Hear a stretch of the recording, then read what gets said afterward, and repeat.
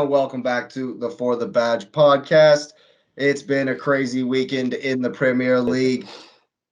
Well, moving on to the blue half of Manchester City, the overgrown grass half of Manchester City. It's full behind me. It's full. Yeah, there it is. There's the stadium. Is that how it looked on Sunday? Yes, this is what our stadium looks like. These are all the fans. Because that's what people believe. It doesn't matter that everyone was in the stadium and there were people outside and people was like, we've never heard the stadium like this. This is what people believe it looks like. Yep. Absolute holograms. Commanding over Villa. I thought y'all turned it up. Yeah, for sure. They didn't. I'm going to say something. For sure. They didn't. And I'm going to tell you why they didn't. Because they're waiting for Wednesday. Because even though Haaland was a little in there and he looked like off, he was more excited to get an assist in the game than to score. Because he came off after that. That's true. He did look excited. He was super excited to get that assist. And he gave the penalty to Mahrez, and Mahrez went straight to him after the goal. He gave it to, are you sure that Gundogan wasn't just like, yo, he's taking it? Yeah, I mean, because I was at a City bar. Gundogan picked Mahrez, but then Haaland was there, and then right after Mahrez scored, the first person Mahrez went to was Haaland, because we all know Haaland would have been there, which means that Haaland clearly wasn't there to score that game. Well, that's not what it was there for. But for me, I would rather Mahrez take the pin than Haaland anyway.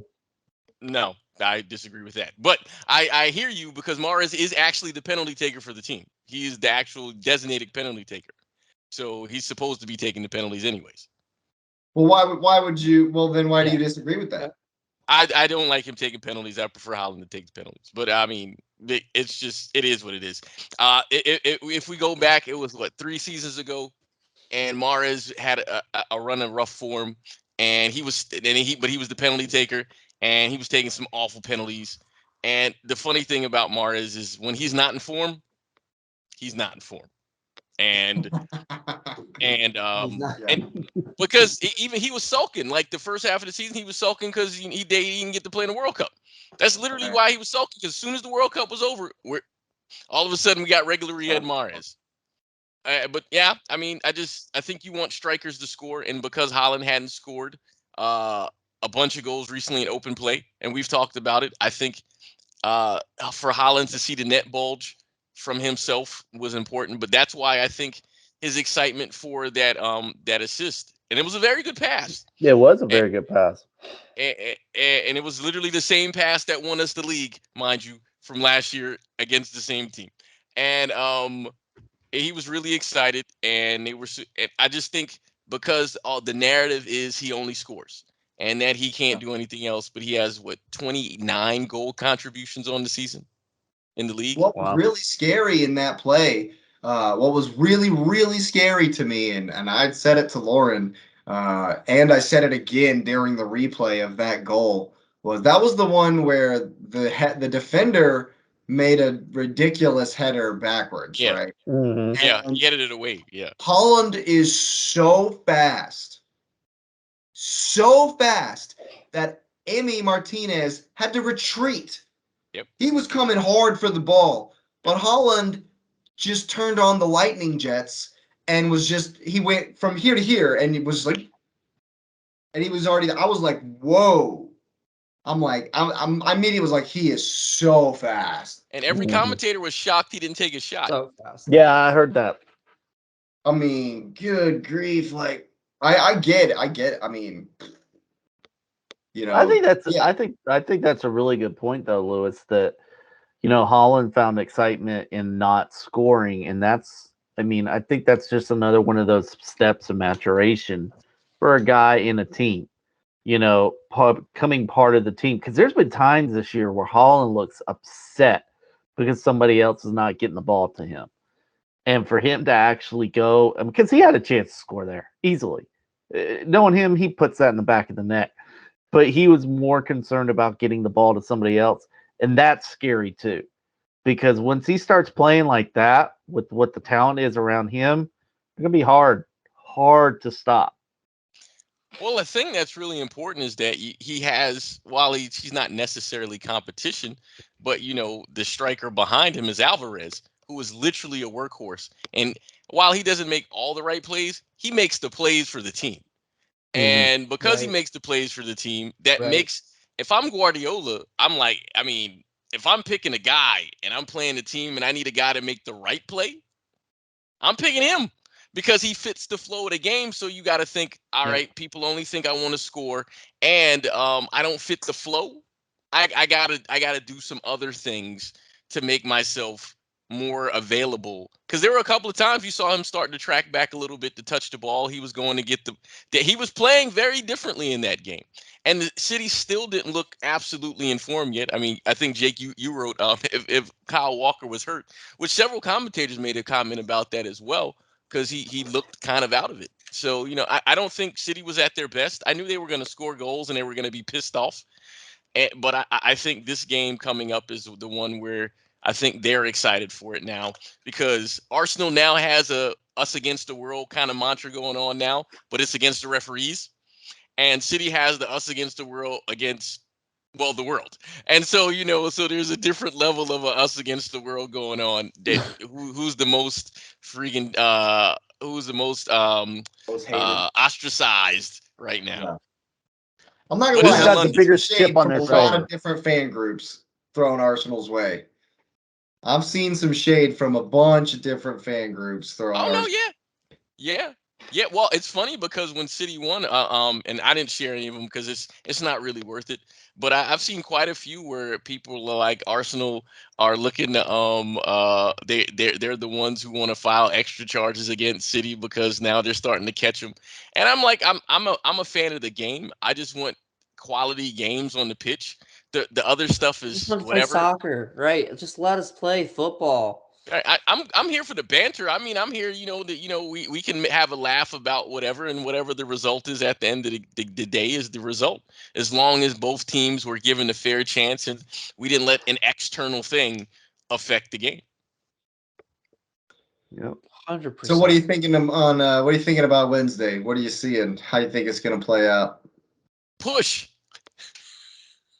No, but seriously, I will look and say I think Arsenal uh will play this one differently because of the last few games. I got a feeling it's a draw, because it feels like City is still looking for their form. They do want to prove something. Uh, if you notice, every City game I pick a team to score against City because we always got one in us. So it's just what happens. But I think it'll be a 2-2 draw. 2-2 But yeah, y'all draw. are built to score. Yeah, you're built to score. Both teams are going to score. They're going to play. It's going to be, but I Yeah. think a 2-2 draw. I I think definitely think the Odegaard, De Bruyne, uh, a thing going on. I think they're gonna be out there looking at each other, trying to outdo each other, and I think that's gonna be freaking beautiful to watch. I have a feeling that this game is going to be epic. Um, it's huge, obviously. Like it doesn't even you don't even have to like set it up. It's already there. You know, Right. as far as what you were talking about earlier, Lewis, it's even got the backing of the shadow games that are going on, and whoever's puppeteering this league this season. They've even set up a City could go top if they win. No one wants to talk about the game in hand we have at home to Everton, but City could go top with the win. So even the media is has it set up, and I think Arteta knows it, Pep knows it, Odegaard knows it, KDB knows it. They all know this is the one. You were saying it, the City players kind of seem like they may have been holding back just a touch, knowing that this one was coming. And I think this game, I think it could be super open, where it's, and I think it will be, to be honest with you. I think we got all of our posturing and our kind of figuring each other out of the way already in that first game. Yep. And I don't think the tactics are going to change much. which means I think this will be an incredibly open game. And I think that Man City are going to look at Ivan Toney and they're going to be like, Holland can do that. So not only is City going to try to pass us off the park because that's what they do, but they also know that if this press is getting too crazy, we'll just dump one. Holland's going to win the header. He's going to win the header. Tony won every single aerial duel. Yeah, so you're not getting. Pep's gonna go to Holland and he's like, look, man, you can win every single aerial ball that happens. You can win the knockdowns. And when Manchester City wins second balls, they punish teams. Like Pep doesn't want to play the Brentford style of knock to Holland and then blast past people. But when they do that, it's deadly. Like if Holland knocks it to KDB, it's done. If they knock the ball down and they're already past Thomas Partey, we're gonna get shredded. But it's the same on the other side. If we get a ball in past Rodri, and we have every just as capable of completely shredding y'all up in the back too. So it's gonna come down, I think, to is Rodri gonna be able to put one over on Odegaard, and can Partey put one over on KDB? I think that's where the battle is going to be at. That's where it's going to be won or lost. I hope it's not just super sloppy. Well, I wouldn't mind seeing a 4-4, because that's what would result if both teams are really sloppy trying to play out from the back and stuff. That's what would happen. It would just be a ridiculous shootout. But yeah, I tend to agree. I think there's going to be goals. I think it's going to be a bit tighter. I've predicted, because I have to go with the boys at home, a 2-1 victory for the Arsenal. Go ahead and record that there. And again, that's definitely predicted with my heart. We've struggled in front of goal of late. And I've heard shouts that Trossard starts over Nketiah. And I wouldn't hate it if it wasn't City. I think we have to go with what we've been going with, the consistency. We'll take that though. Yeah. We'll take it.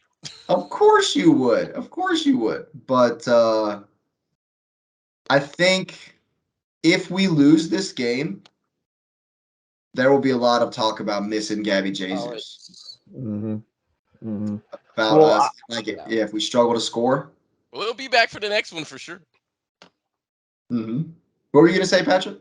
I was gonna say, I said it the other day, like having a field general, and I don't mean that in like Odegaard can't do that or Partey or whatnot, but just up front, I think Nketiah can be good, but he's still really young and he's scored some big goals. I'm not saying he hasn't, but you see it in all types of sports. Younger players hit a wall at some point. They either it's because of fitness, mentality, or whatever it might be. And I'm not saying he's hit that wall, but you could see something like that happening in one of these games coming up, because there's been a lot of games for him to play in this year, more so than he probably even prepared for. Even in his wildest dreams, I don't think he ever really thought that he would start over, somebody like Gabby Jesus. So maybe going through the season, he's okay. I'm kind of keeping my fitness. I'm running, I'm doing this, I'm doing that. I'm going to be ready. But to avoid that wall, it all starts in the summer. It all starts, and when you're talking about younger guys, especially, sometimes they think that they're invincible. No pun intended. No pun intended. Some of them actually are. I know, right? But I do think that I think it's gonna be a fun one. I'm gonna go 2-1 City. I just think that a little bit of that experience factor is going to play a role. I think Odegaard against Rodri is going to be fantastic. Same thing with KDB versus Partey. One of the guys we're not mentioning, though, is Xhaka. I mean, you're talking about a guy who's willing to fight all day long, you know, and also Zinchenko. You know, I think he's going to play a huge role. I do worry about Arsenal against Holland, especially if Holland's not looking to score. If Holland's looking to distribute and get the ball to other players, that's dangerous, especially with a guy like him. He's going to pull Saliba onto him. He's going to pull Gabriel onto him, leaving open up space for Gundogan Grealish. will score. Huh? Gundogan will score. I don't know why we keep starting Grealish. I don't hate him, but he can't start this Will game. He start? Will he start? Yes, he's going to start, but he doesn't need to start. He doesn't. Where is Phil Foden, man? Well, he just got back. He played in that finished the last game. He played the last 20 minutes. Yeah. But I don't know. I wouldn't. Time to see him at left back. Let's go. So it's Grealish and Mahrez again. So it will Grealish, be Grealish and Mahrez. Mahrez. It will be. And it'll basically, I think he'll run the same lineup that was out there, with the exception you probably start Ake in the game. That's what I thought. That's 100% what I thought. I thought that Ake was being rested. Yeah, he's gonna start because that's why he played at the end. So I'm pretty sure Ake will play in the next game. Yeah. Ricardo Lewis gonna play? I don't think so. I don't think he'll start this game. No. I don't think he'll play. I think it'll be Kyle Walker. Yeah, I can see that. But no, I think it's gonna be great. I'm excited for it. I got to figure out my day so I can try to get it in to watch. Me too. I'm figuring out that work schedule. Like, let me see how I can work this time out. Wednesdays. I've been juggling a lot of different things as well to make sure I'm not going to miss this game. This is going to be a fun one, but I really do think if this game were played with Arsenal in a better form, and I don't mean that in a negative, like they're in bad form. I don't think they're in bad form at all, but I do think there is something to momentum. And I know that City lost to Tottenham, but that obviously is turning out to be a fluke. I think coming into this with City having some momentum, I think that's going to play a role. But again, it's at the Emirates, which Arsenal plays a totally different way at the Emirates. And that place is going to be buzzing. It's going to be even more than it was against United. So it's going to be exciting. It's going to be a great atmosphere. I just think City's got still a little too much. I'm going to go 2-1 City. Ooh. I know, right? Boo me away. Boo me away. What do you think, X? What you think, man? I got to go in 1-0 Arsenal. Really? The shutout. I like it. I like it. Nice call. Erling who? Yes, I love it. Right, because you're at home. Hey, man, even I'm not backing us to get a shutout. I love it. I love to hear it. I love to hear that. That's for sure. We'll go ahead and wrap it right there. Lots of exciting stuff coming up this week. Go ahead and hit that like button, subscribe to the channel, get the notification bell on. I know that I've had a good time on this one. Hope you have enjoyed. Absolutely. Always good.